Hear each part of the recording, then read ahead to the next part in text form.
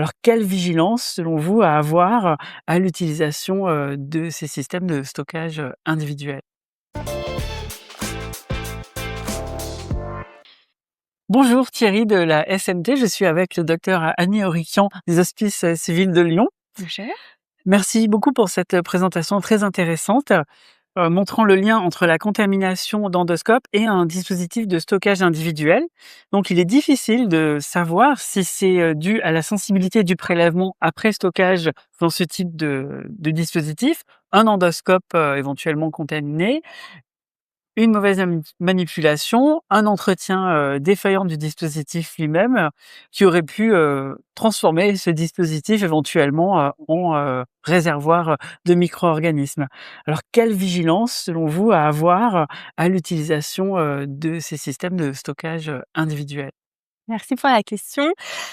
Pour répondre rapidement, il faut avoir une vigilance très renforcée comme vous l'avez évoqué. C'est certainement, dû à plusieurs facteurs qui convergent vers la contamination de l'endoscope.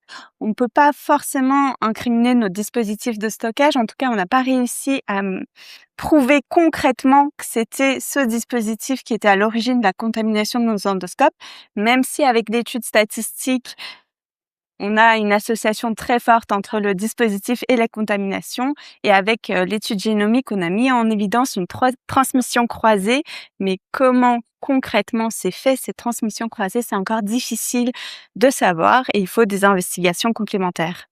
Merci beaucoup pour cette, réponse et Merci. à bientôt.